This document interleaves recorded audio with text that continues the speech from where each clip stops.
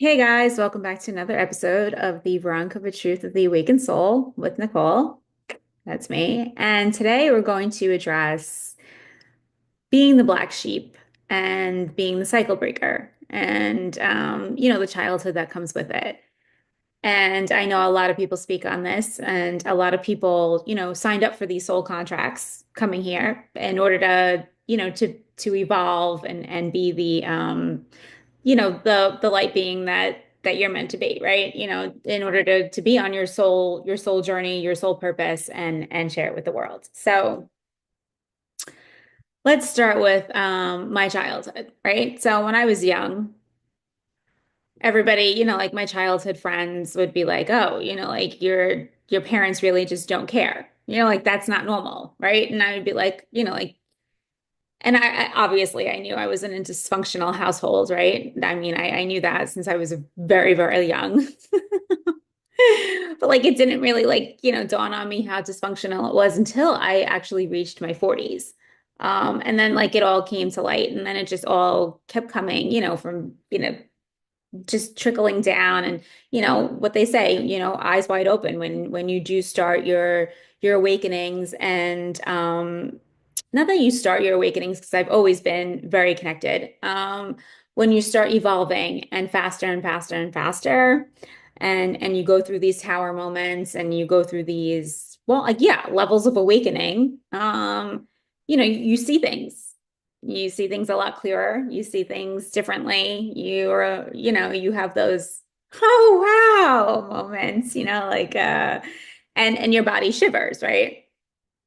I've spoken about this several times. Your body always knows, right? Your body will tell you the truth. Your body will tell you when something's coming. Your body will tell you when something's on point, right? I mean, you'll get the goosebumps, you'll shake a little bit, like you'll feel like you have to shake it out, like, like shake something out.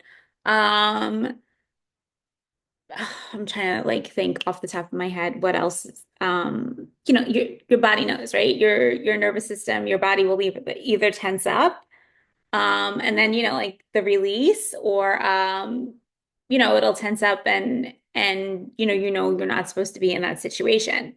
So let's talk about, that's a great opener for, for the childhood, the chronic trauma, in your childhood that somebody could be in and you don't realize it until later in life. Also stems from the patterns, right? That's why you're the cycle breaker, you're the pattern breaker, you're the like, it stops here, it doesn't go anywhere else. Like, it's not happening to my kids. And you try your hardest to make it, right? I mean, listen, there are people that stay stuck for years, decades, don't even like, unstick themselves in this lifetime, right? And keep repeating those same cycles over and over. And then there are those, right, of us that wake up and be like, nah, fuck that. It stops right here, right now. It's not going past me. And you try your hardest, to evolve, with that and have it not, cycle down to your children. So, what happens, when you have chronic childhood trauma, right? It's the chaos that you live in, and your body, your nervous system, becomes tolerated to it. So I wanted to like, put in a graph here, but I don't know how to do that. I'm not like special like that. So I'm just going to kind of like bottom line it. So let's use, me as an example. And I know there are a ton of you that grew up like this, right? And there was constant fighting in my house, constant. I'm an only child, right? You would think like I had a smooth life. It was all, rainbows and butterflies, furthest from that, right? So as young as I can remember, and I want to say like as far back as I was 4, I would wake up to screaming and yelling, right? My parents screaming and yelling, "Oh, I'm going to kill you," blah, blah, blah, all of that for until like it didn't even phase me in my teens anymore. Well, obviously it phased me, but like it didn't really take any type of reaction, right? So like my body wasn't really reacting to it anymore because I was tolerating it. But you have this, when you're in chronic trauma as a childhood, it's called chronic childhood trauma, right? So you start off at a graph, right? So the graph is flat. And this is what you could tolerate. This is your nervous system. When you live in a household that there is constant arguing, constant fighting, constant chaos, right? Your threshold becomes higher. So this is your bottom line, but you could tolerate shit that's up to here. No child should be able to tolerate that. And you don't realize that, right? Until like you get much, much older and you start really working on yourself and like really, realizing what the fuck happened to you, right? And why you were in like all of these like bad relationships and why you kept repeating the cycles over and over and over again, right? Because your tolerance was here, right? You accepted all this shit in between. You didn't have to, right? But you were so regulated to it that you thought it was normal, right? So I grew up thinking, hey, it's okay, like if everybody fights. However, when I was fighting in a relationship, I hated it and I wanted out ASAP. That's number one, right? That's how I knew it was different. Like I was like not tolerating that at all. Even when I was younger, I was like, oh no, I gotta get out of this like ASAP. I didn't stand for shit, but I did also because my tolerance was so high. So obviously when it passed that threshold is when I was like, okay, I need to get the hell out of this. But I didn't realize that I was dealing with all of that, right? So I was accepting the behavior, right? I was accepting the abandonment, right? Because it wasn't about me as a kid. It was about them. It was about who was pulling rank, who was the one who was looking like the better parent, who was throwing the other one under the bus and literally using me as a pawn in the same household, right? And I've said this for as many people have known me like over the years, I've always stressed the fact that one, my parents should have never stayed married. Two, my parents should have not have had children. They were by far the best aunt, the best uncle, right? You couldn't get anybody better than them, right? Especially my dad. Couldn't get anybody better than that. But as far as parents goes, I raised myself. I was the child, like being the adults in a situation with them, right? I could go on a little deeper into everything that it involved, but I'm going to try to keep it as, like as surface level as possible. So here's my thing, right? You grow up thinking that it's okay to be neglected, right? It's okay to hide your feelings because nobody's listening. Nobody cares if it doesn't involve one of them, right? And they're not playing it against each other. You're like literally, like it's not even you're a distraction. You're just, you're a nuisance for being there because now they have to deal with you, right? So they're dealing with their own shit, but now they have to deal with you. I grew up in a household that I thought had a narcissist as a dad, right? Funny story. And this is like a really good story. So, yeah, my dad had major, major anger issues, right? Especially when it came to my mom. She provoked him 100% every single time she provoked him. Then she ran off, played the victim and the martyr, right? And then there were times where, as I got older, she'd go in her room, she'd close the door, and I'd have to sit there and I'd have to beg her to come out, right? Mom, come out, Mom, I love you. It's okay. Like we'll move out, we'll leave Daddy. This and this and that. And like when I watch, like when I replay it, I'm like, how fucked up did she have me, right? That I was thinking that this man, although he was violent, and I'm not going to lie about that, right, was going to like beat us to death, right? Like I was scared shitless that he was going to do something to her and do something to me, right? So that in itself kept me on edge, right? I was not a relaxed kid. I couldn't even sleep. I remember my mom bringing me to therapy, and the therapist was like, "Well, I think you guys need to come sit down, and she just needs to like color at night." I was also getting visits from God only knows who, like now that you realize who your guides are and everything else, but they always kept me in line, right? And I always think about if I didn't have that, even at such a young age, it's like, they started coming in rapidly from 4 to 8. I remember that, sitting in my room and people coming in and people talking to me and saying, it's okay, like and like playing with my hair and like just not physically touching me, but like, energy wise, it's okay. You're where you're supposed to be, this and this and that. I also remember staring at my birth certificate going, I don't belong here. This is not where I belong. Like, I do not belong here. Fast forward to come to find out this is my first only, right? Like full blown incarnation. Other than that, I was a walk in, walk out girl. Thousands, and I mean thousands of lifetimes, but never one that was fully incarnated from birth to now, right? Would never choose this again. I know I signed up for this for a specific reason, but I would never, ever, ever, ever choose this again. And if I don't come back here ever again, totally okay with that too. Actually, I'm more than okay with that.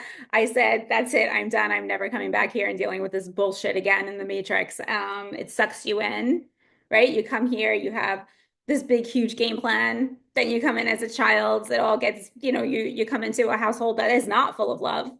Let's be realistic. And you forget, you have amnesia, right? But the whole time I was so alone, even as a kid in the house, that like all of these things would come back to me. And I would, and I've spoken about that on many episodes where like I'd be in school and I'd be like, that's wrong. Like, why are we not like speaking? Why are we talking out loud? Why can't she hear me? Like talking to myself. Why are the planets aligned this way? Why are the stars like everything's just like wrong, wrong, wrong, wrong, wrong, wrong, like history wrong, right? And I would sit there like, and I'm talking about young, and I'd be like, and it just got worse as I got older because I was like, this is just all wrong. Like this is not the real deal. Like this is not like how it goes, right? So anyway. So let's get back to the how my mom had me completely convinced that my dad was like the arch enemy of enemies, right? But on the flip side, here she was like having me listen to the self-esteem tapes, and I'm talking about I was young, right? I was no older than 8. So from anywhere from like 4 to 8, she'd have me listening to these self-esteem tapes, right? When you're the one causing all the chaos. Go figure, right? But you have me listening to these self-esteem tapes when I was a kid, right? And I'd be like, what the hell am I listening to? And why am I listening to this? Right? She also, would claim, oh, I wanted you to have this relationship with your dad. I always wanted you to have this amazing relationship with him, right? That's why we stayed together, blah, blah, blah. The list goes on and on and on, right? But every single time my dad and I got along, she'd throw a shit fit. She'd literally sit there and she'd be like, huff and puff and, have something to say and then storm off. But you don't realize that until you're older, right? Because she was the one who would start the chaos and then come in and try to hold you and comfort you and say, oh, it's okay, honey. Everything's okay. Everything's all right. I love you. You're loved. Blah, blah, blah, blah, blah. Now, if you do your research and you know anything about that, that's your total covert narcissist, right? The martyr, the victim, causes the chaos, then plays it off as the victim. And in my family, she is known as the victim, right? It was always, oh, Diane, oh, he's so bad. Your husband is this and this and that. Listen, was he a great guy? Absolutely. Was he a great dad? No. And I've said that a million times. Was he an amazing grandfather to my children before he passed away? Absolutely. From day one, that man was the most amazing grandfather to my kids that I couldn't even, I mean, I can't even, there's no words to express, right? The only other best grandfather was my own grandfather, right? So no comparison though. My grandfather was on a different level, right? He didn't get down and dirty, like with the kids on the floor. He taught me at a young age how to hammer a nail, how to paint, how to do things like, myself, how to cut steel or wood or whatever the hell it was with a saw. And I was literally in, the workshop at the age of 4 doing all of this. Like he made sure, like throughout the years that I knew how to take care of myself, that I knew how to hold my own, right? That's what my grandfather installed. But my grandfather was unconditional love and support. My grandmother, unconditional love and support. Whenever I was with them, my nervous system was so chilled. As a kid, so chilled. I can't explain it to you. If you've been there, you obviously, like you could relate 1000%. So chilled. It didn't matter where I was when I was with them, completely chill. That was my safe haven. That was my safety net. That was I can't even tell you like what the effect is that my grandparents had on me. And it's strange, right? And I knew that as a kid, like, oh, this is safety. Like I could totally just chill and relax and, not think of anything. Although sleeping over their house was kind of always freaky for me. I don't know why. Just I guess being in a different situation and like guides were constantly coming to me regardless of where I was. So, I mean, like it was what, it is what it was, or it was what it was as a child. So, there's that. I guess that there's, like that aspect. But I have to say it's completely amazing, what you realize when you do evolve, when you do all the clearings on yourself. You know, uh, when you really want to realize why you keep getting stuck in these, same cycles, same patterns, same relationships, over and over and over, and you dig deep and you actually find the answer. Sometimes the answer is not what you expect at all, and you're just like, oh, fuck me, moment. But it is what it is.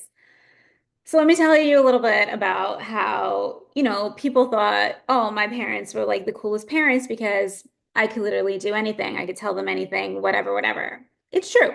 I could say anything. Nobody fucking gave a shit. No one paid attention to what I was saying. I was saying, oh, I'm going here, I'm doing this, right? Some things were like, on a level where they should have stepped in, or especially my mom, because, she was my best friend.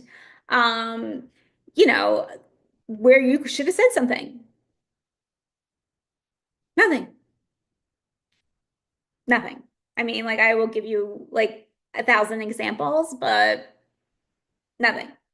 And I remember, you know, just like being a kid, especially in my teens, right? And I love when people are like, "Oh, well, you were just a hard teen." No, I had no fucking parents. Like there was no parental. My grandparents were the parents. Like my grandmother stayed up, right? I mean, I would be out until all types of freaking hours, and this was like starting from 13 and up, right?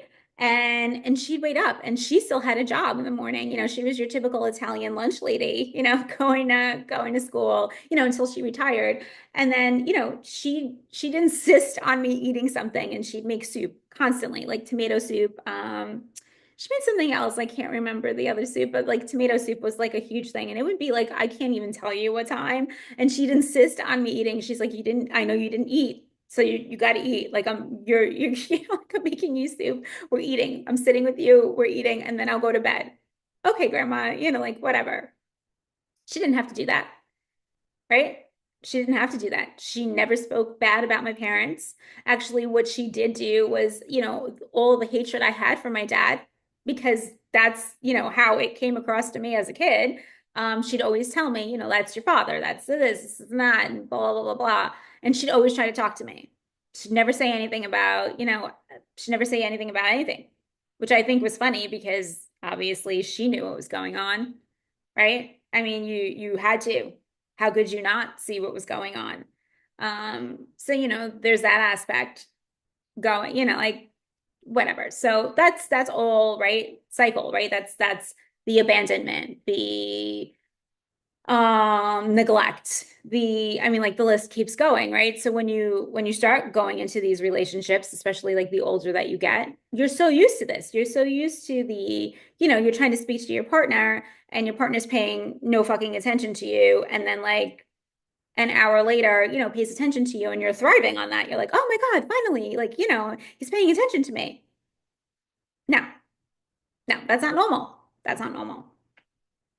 But I thought that was normal, right? You treat me like shit, but then, 5 seconds later, you're hugging me and telling me how amazing I am, and, how you can't live without me, and blah, blah, blah. Again, not normal, right? But to me, completely normal, right? The abandonment issues that I had, off the charts. The neglect issues I had, off the charts, also falls into abandonment. And there are many times where I've made so many videos going, about childhood trauma and the neglect and the abandonment wounds and all of these, all of these wounds that I used to actually have up on my website. But it actually got too expensive to keep the videos up there, so I took it down and I just made the entire thing, like, free access to everybody, accessible. But I should actually put those back up. They were up there like a couple of years ago. So anyway, um, just a shortness on the breaking of the cycles, right? Of you being the black sheep, because nobody could relate to what you went through in the family, right? Everybody was in their own little bubble. My mom had everybody convinced that she was the victim, even me, right? Even to this day, where just recently she said to me, oh, where's my little girl who loved me so much? Oh yeah, who thought that, dad was going to kill us, that, you deserved better, and that I like literally begged you for attention. Like I would beg her for attention and she'd always use an excuse. Oh, well, daddy's not gonna, he can't stay alone, or he was fine. He was perfectly capable of staying. There was zero things wrong with him on that level. But like she'd use him as as a scapegoat all the time. But then like my cousins would come visit, and or like her business trips, and she would constantly be going out, constantly, for work, constantly be going away, constantly be going out, with her nieces, her nephews. But when it came to me, where was my mom? Right? That was me begging my mom for attention. So yeah, so I was in relationships where I was begging guys for attention. Now, that's like a huge now. And it took me a really hard, long time to realize what the fuck was actually going on. The moral of the story, always tend to yourself, right? If you're in the same cycles and if you're in the same relationships over and over and over again, you got to know, right, that it's not the guys. Yeah, they might be not the best, guys that you're with, right? But you got to take a look at yourself and figure out, why is it that I keep going into the same freaking pattern, right? Why is it that I keep ending up in the same situation over and over and over again, right? And you don't realize it until you actually start doing the work on yourself. You don't deserve to be treated like shit. You don't deserve to just put up with anything and just, okay, and put a smile on your face and keep going. You don't deserve that. You deserve to heal your inner child. You deserve to love, right? To be loved, right? And you deserve to be the queen, or in the reverse, the king that you're supposed to, right? Honor yourself, honor your truth, get down to the truth, and figure it out and evolve, or stay stuck repeating patterns. There's so many of you out there that refuse to do the work or start doing the work, and then you're like, oh, this is like way too much for me to deal with, and you stop, right? No, keep going. Yeah, it's hard. Yeah, there are times where, I'm in a corner crying, literally. And I'm like, oh my God, my whole entire body's shaking. But you know what? That's also clearing it out. And I have to say this eclipse season, right, was known to be in the beginning, a huge empath versus narcissist, right? And all of that coming into play, and all of that coming into head, and everything else, coming up to clear, right? Huge eclipse season this season. Has to be one of the biggest eclipse seasons we have ever experienced, on a human level, and an evolution, to your consciousness. Absolutely, hands down. There's so many things that happened. Like you truly realize, like all of the masks. If you're with me, like all of the masks came off of everybody. And it was just a wow moment. Like, I know, like, obviously, right, you're doing all the healing, you're seeing, you know everyone in your life for what their purpose is and who they are, and you could, if you're like me, you could read their purpose, too. um but when it really hits, like when the reality really hits of it all, and you realize, holy shit, like the illusion was that bad, right? You were living this illusion, right? And although you've been trying to break out of it like me for 4 years, when it all comes to head and it literally all comes to you like in your face, you really do realize, right? And it trickled, like I said, it has been trickling. I want to say the past 2 years have been the worst but the best at the same time of my life, right? The worst because man, landing on your ass rock bottom, right? Financially with three kids and being a single mom, it's rough, right? Having no one, right, in your family really support you. And I mean really support you, not on a financial level, right? Not on a just on a emotional, mental level, like, oh, you could do this, you could pull through this, you got this. When there's no one there in your family, you really realize what the fuck's going on, right? It took me how many years to fall rock bottom? I was always in survival mode. I was in survival mode as a single mom. I made it happen. I kept houses. I freaking renovated houses and sold them, right? Like, I mean, I had this career in direct marketing. I had cash flow coming in so many directions. I started doing, spiritual stuff on the side, like helping people, evolve themselves. Even though I wasn't even fully evolved, but that was my calling, right? I had income streams coming in. I had everything. I literally hit rock bottom on a physical and conscious level where it was everything had to come up. Everything had to process out from childhood, from day one, all the way up until now, in order for me to have that quantum jump, to quantum leap and be able to be, the confident, self person that I am, right? And be able to share all of this shit with you. But let me tell you, when you really see who's really there, it sucks, right? On a human perspective, on a human point of view, you're just like, wow.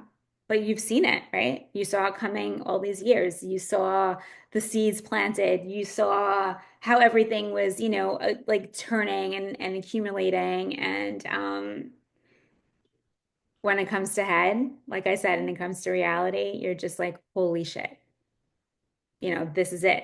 This is the moment where my body, for like, I want to say since August, since I came back from Europe, was shaking because I knew something was coming. And I was like, oh, my body knows. Like we're in for a major, major upgrade because like these 2 years weren't enough. This August was the month where I knew shit was going to go down. I was like, no matter what I did, shit was going down. I tried to eat correctly. I tried to ground myself. My nervous system was bouncing off the freaking charts because I was in a household living with my mother, right? And she was playing the same cycles out on my kids, or she was trying to anyway. And to having to always shut that down, that was enough to make your nervous system, like completely nuts. On top of being able to process it, not having it trigger you, and getting over that yourself. It's the real deal. And I know I'm not the only one who goes through this. It's the real deal. So, give yourself a high five for going through that and getting through that and processing that. But again, everybody's true colors come out. And it's all about you. It's all about you. It's all about your evolvement. It's all about, getting yourself up to play, up to speed, going on your soul purpose, your soul mission, right? Bringing the love out there, bringing the support out there, using your voice so other people use theirs, right? That'll really realize and open their eyes and be like, holy shit. Um, Never did I think I would end up in the position that I did ever, but I was in survival mode my entire life. My entire life. And once I hit like, 40s, and that was during COVID. COVID like revealed a lot. My dad also passed away during COVID, not related to COVID, but it happened during COVID. That also reveals a lot because there was no scapegoat anymore for my mom. Zero, zero scapegoat. That was a huge game changer, right? And my kids started to realize like a lot of shit, right? A lot of shit. My older two started to realize. Um, and then it escalated to, like what they were willing to tolerate and what they weren't too. And they were just like, holy shit, this is legit. Like this is for real. But again, survival mode. And like once I hit 40, right, in the 40s, so once COVID came, I started to get like very tired of being in survival mode, right? And that's when I started going, I was always into church, right? But that's when I started going to church. and praying and praying and releasing and really started digging really deep into my life. And I also, started getting a lot of past life, my ins and outs, right? And I know I said this on an episode. It was my first collab podcast that there were so many deaths. There were so many death scenes. We didn't get enough death scenes, right? Whenever I would do oh my gosh, whenever I would do hypnosis, right? Past life regression, interlife regression, it was the opposite. So I want to correct that too. It was I had a gazillion death scenes, none, the only birth scene ever coming in was this one. So that's how I also realized, oh, it makes sense, and I've spoken about, how you could tell, your walk in, walk out, person, soul, light being, because you realize that, there's across the board, you just see yourself the same age in like every single bracket of a decade, a year, like a hot minute, like just everything. And you're just like, okay, math's not mathing. And then, like you kind of you end up, with that anyway. But my whole thing is you have to have these tower moments, right? You have to be able to process everything. You have to love every single version of yourself, right? Every single version of yourself you have to love. You have to accept. You have to forgive, right? And forgive, it means forgive for you, right? Like you're forgiving everybody for you to move on. It has nothing to do with them. You don't want to speak to anybody. And this comes from family, friends, coworkers, anything, associates. You don't have to forgive them to them, right? In their eyes, and have a relationship with them moving forward. No, you're forgiving them so you could move on, so you could heal, so you could be like, you know, so you could be free, so you could be free. So your nervous system could finally relax and you could be free. And that in itself is a glorifying moment. Although you're still going to have like, these little tiny evolution of frequency upgrades. We all do. It's forever. It's like ongoing. No human is ever perfect. Blah blah blah. I talk about this often. I also want to talk about the church thing because I have spoken about that on a podcast. Listen, religion, right? I was a diehard Catholic, and again, there's nothing worse than religion. Nothing. It's all full of shit. It's all propaganda. It's all there's nothing. Christ is inside of you. It's Christ consciousness, right? It's inside of you. There's no repenting. There's no like, begging for forgiveness for anything, asking like to come in and save me, like, Jesus, my savior, God, my savior. No, it's you. You are the savior, right? Not saying that Jesus doesn't exist because he most definitely does, right? Definitely does. And again, did he die on a cross? Didn't die on a cross. But he did have a huge ass spiritual awakening. And what he was getting upset at the fact that no one was evolving, that people were stuck, and he was trying to wake up society. So if you could relate to that, I know that's going to hit like really hard. And he couldn't bear really, which felt like carrying a cross on your back.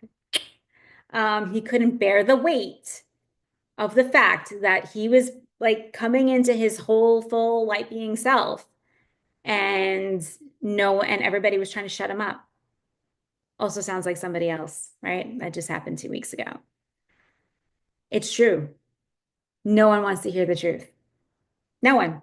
Sometimes not even your human self wants to hear the truth. It spirals out of control. It doesn't want to hear it. It doesn't want to deal with it. Pushes the awakening aside, pushes the evolvement, to the side. No one wants to hear the truth. But sometimes it's got to come out. I'm going to leave you at that. So, peace out, guys. So total much love, light, fire energy, and keep growing. Keep working on yourself. It's the best thing that you could possibly do. Let all the cycles break. Let all the timelines collapse. and step into the highest, most best version, of yourself and do it for you, not anyone else but you. Peace out, guys.